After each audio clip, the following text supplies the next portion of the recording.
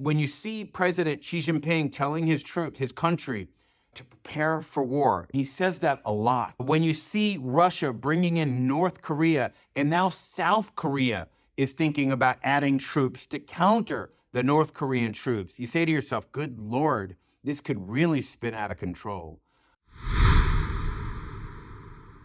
Good morning, this is Dylan Jovine from Behind the Markets. Happy Tuesday. I cannot believe the election is in a week from today. That is mind-boggling to me. Last week, it was reported that North Korea had sent as many as 10,000 troops into Russia to help them fight the Ukraine against Ukraine in the Ukraine war. This is a serious escalation. And then in the mail, I get this month's issue of Foreign Affairs, and the title is World at War.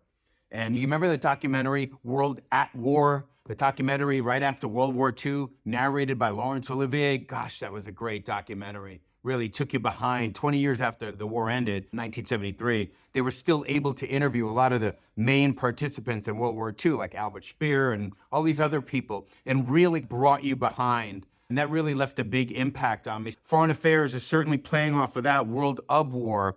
And some of these articles here that are focused on the issue, the return of total war. Wars are not accidents. China's agents of chaos. Battles of precise mass, certainly they're talking about AI, forming AI and using precise mass. The age of depopulation, America's strategy of renewal, the new battle for the Middle East, the fight for a new Israel, on and on. And I've been talking about this for a while. We see that North Korea is adding troops.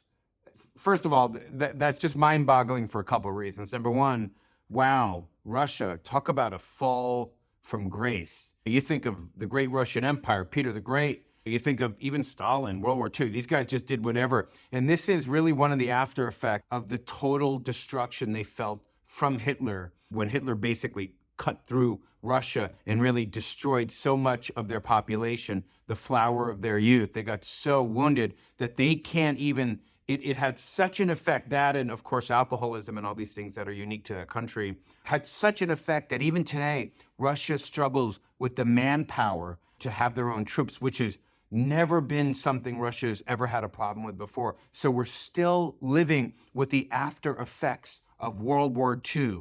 When you look at what's happening in the Middle East, we're still living with the after effects of World War I. Remember, the Middle East used to be owned basically by the Ottoman Empire. And after Turkey lost World War I, France and England carved up the Middle East and said, okay, we're going to name this little area, we're going to draw a little map there, that'll be called Iraq. And this little area over here, we'll call that Saudi Arabia. And and then of course Israel and the Palestinians, and all this is the after effects of the decline of the Ottoman Empire, really of Turkey losing World War I. It's unbelievable.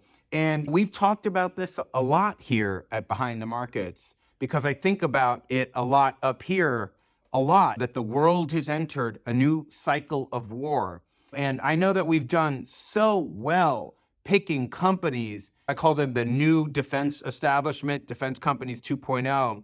But when you see President Xi Jinping telling his troops, his country, to prepare for war, he says that a lot. When you see Russia bringing in North Korea, and now South Korea is thinking about adding troops to counter the North Korean troops, you say to yourself, good Lord, this could really spin out of control. We are at a very dangerous point in American history where we're fighting ourselves internally. And of course, we have all these multidimensional threats outside. And in my study, a lot of you guys know that I've spent my life studying ancient history.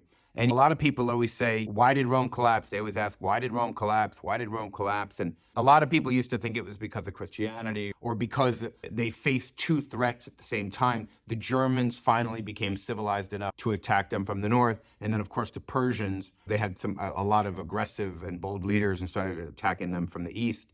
But the truth is, the Roman Empire collapsed because the Roman citizens themselves stopped believing.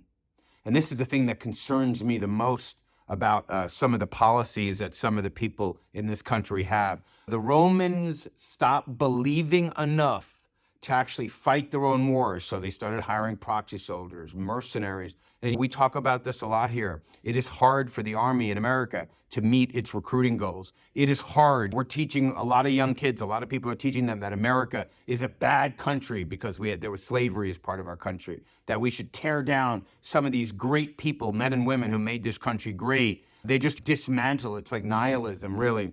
So anyway, on this Tuesday, with the election a week away, a very important election, with North Korea adding troops to help Russia, it's just unbelievable what it means for Russia and the widening of this war. South Korea saying that they're thinking about adding troops to help Ukraine.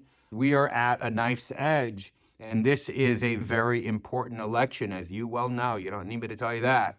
That's going to really determine, this is probably the first binary election like this stark, the choice that I've seen in my lifetime. Anyway, that's a week away, and I hope you have a good Tuesday. Take care.